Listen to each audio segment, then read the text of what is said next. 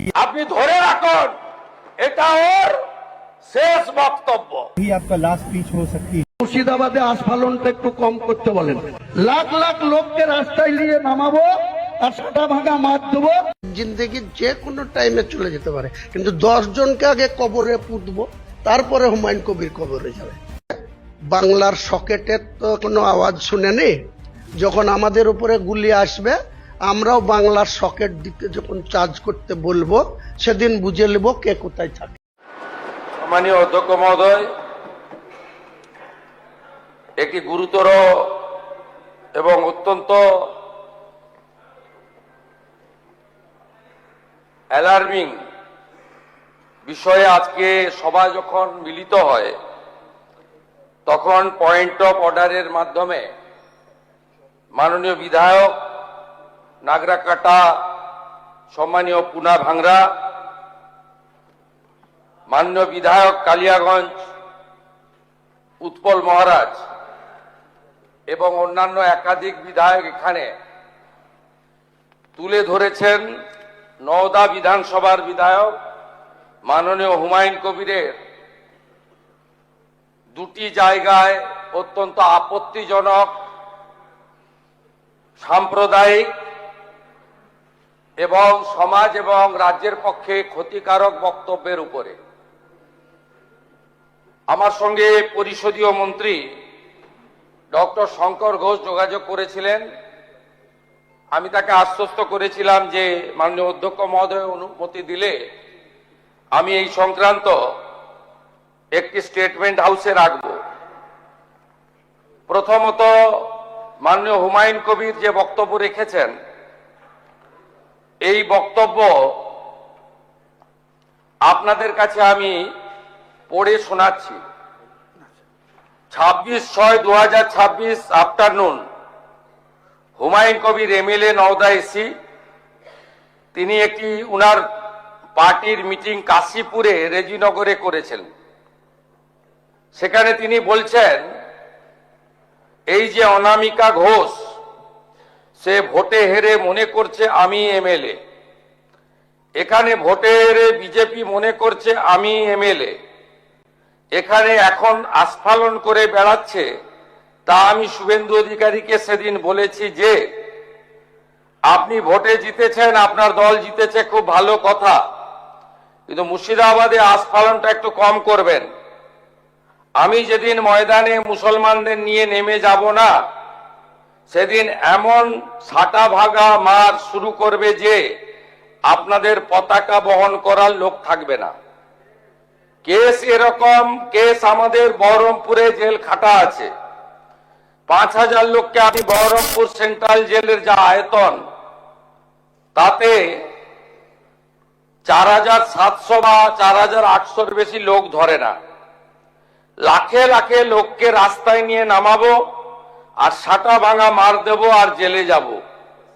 কদিন জেলে আটকে রাখতে পারবেন, কত খাওয়াতে পারবেন দেখব।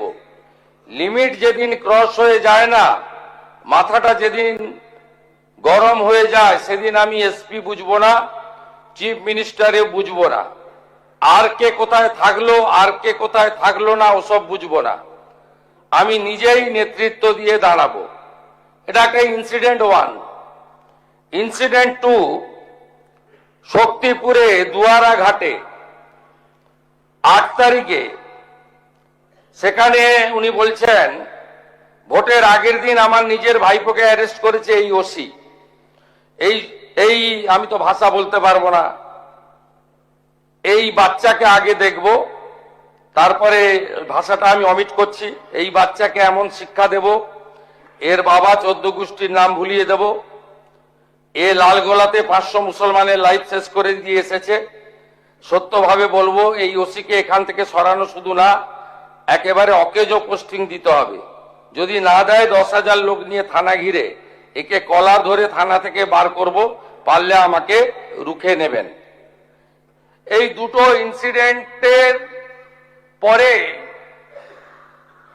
আমার মনে হয়েছে যে এনাফি জানাব, সময় এসেছে এই ধরনের লোককে সবক শেখানোর। আপনাকে আমি পরিষ্কার বলছি, মমতা ব্যানার্জি মুখ্যমন্ত্রী নন। আপনি দুর্বল মুখ্যমন্ত্রী পেয়ে যা খুশি করেছেন, যা খুশি বলেছেন। আমি আপনাকে বলে গেলাম, আমরা দুটো এফআইআর স্টার্ট করেছি।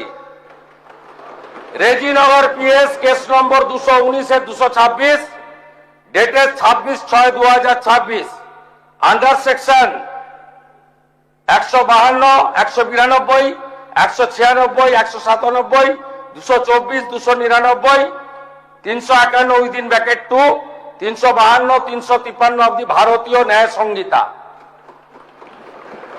ইনসিডেন্ট নাম্বার 2 তেও আমরা শক্তিপুর পিএসএ 176/226 আরেকটা কেস ইস্যু করেছি।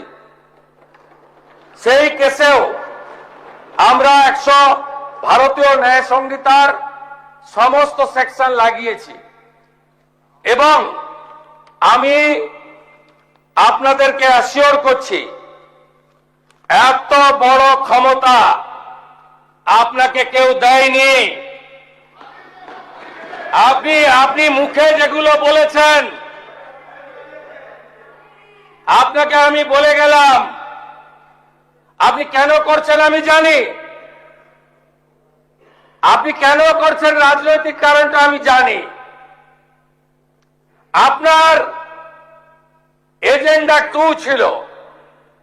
1 এজেন্ডা, ভরতপুর, রেজিনগর, নওদায় সব নির্বাচিত পঞ্চায়েত যে দলেরই হোক ভেঙে আপনার পার্টিতে নিয়ে যাওয়া। আপনি সেটা করতে পারছেন না। আর দ্বিতীয় হচ্ছে, আপনি 2টো সিটে জিতেছেন, নিয়ম মেনে একটাই রিজাইন করেছেন রেজিনগর। আগামী 2-3 মাসের মধ্যে উপনির্বাচন হবে, আপনি আপনার ছেলেকে জেতাতে চাইছেন। 72% মুসলিম আছে, মুসলিম ভোটকে কনসলিডেট করার জন্য আপনি এই খেলাটা খেলছেন।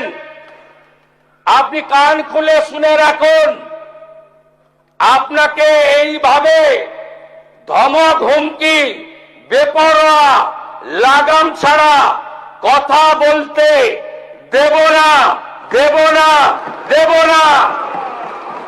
আপনাকে আমি শুধু 3টে উদাহরণ দিলাম।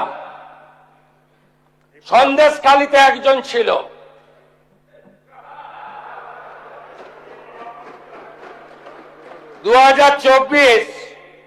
পয়লা জানুয়ারি বলেছিল তৎকালীন বিরোধী দলনেতা এলে তার হাত কেটে পায়ে, পা কেটে হাতে লাগাবে আর চামড়া ছাড়িয়ে মেদিনীপুরে পাঠিয়ে দেবে। ওর অবস্থা কি হয়েছে সবাই দেখেছে। একই টোন ছিল।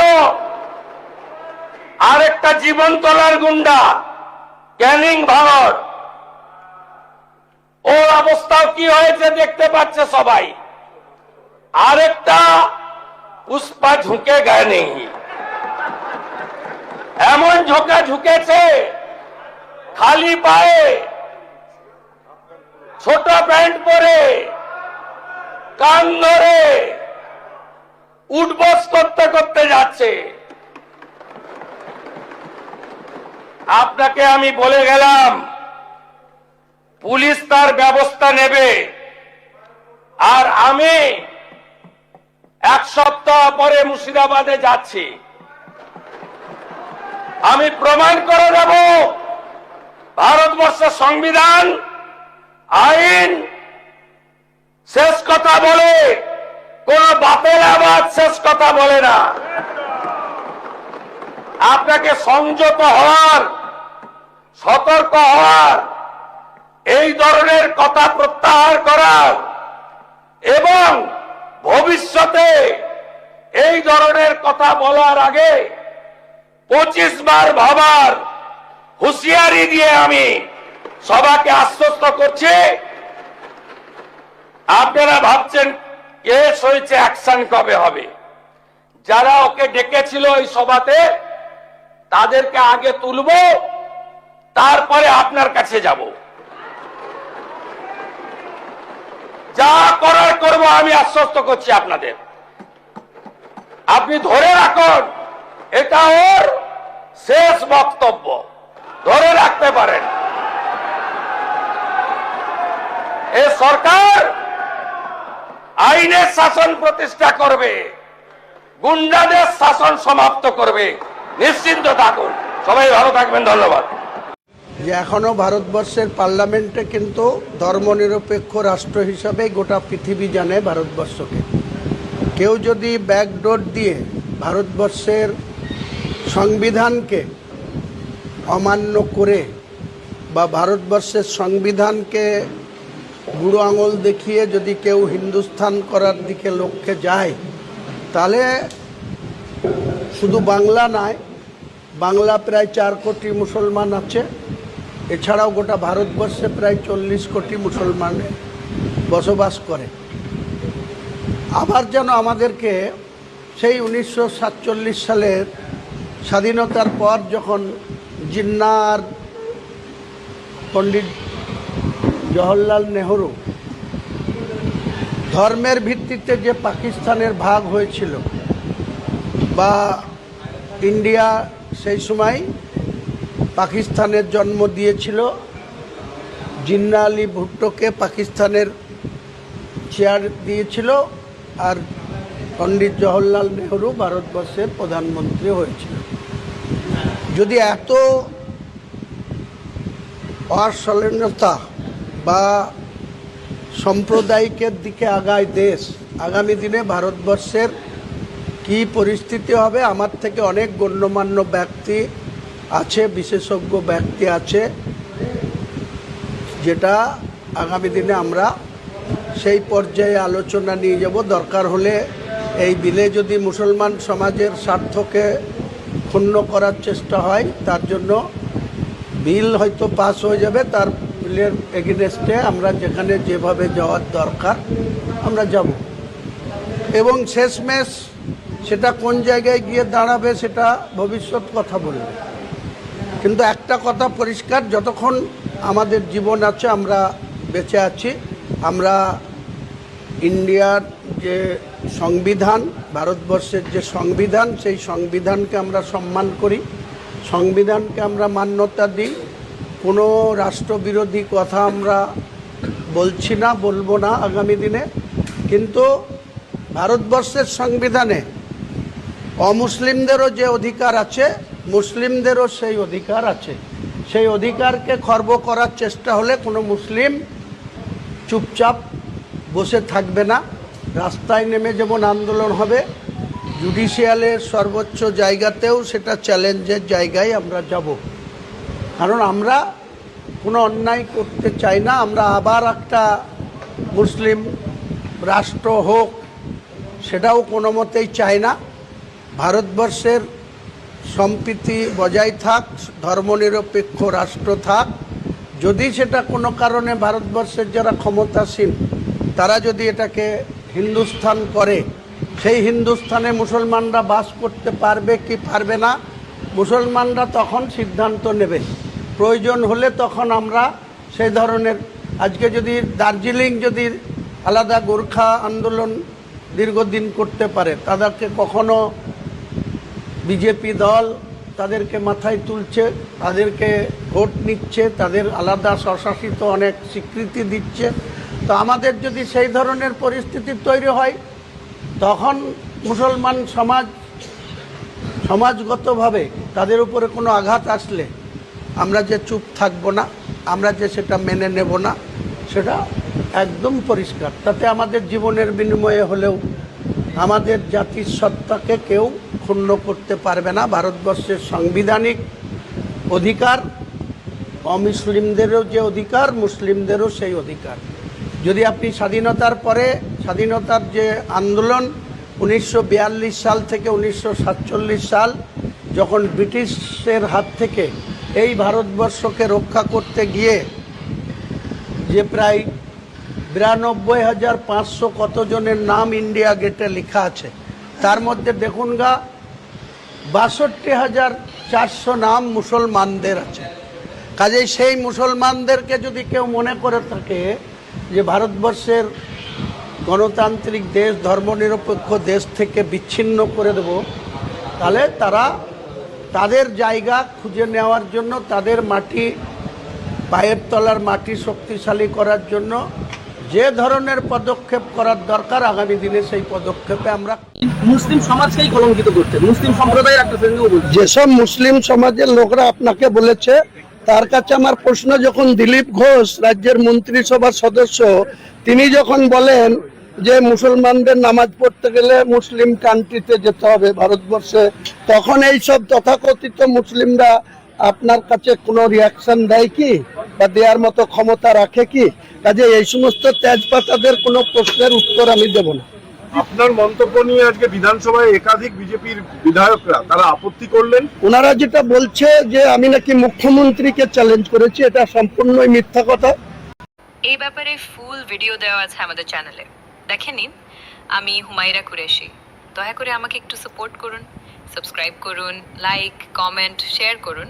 ফেসবুক থেকে দেখলে ফলো করুন। ধন্যবাদ।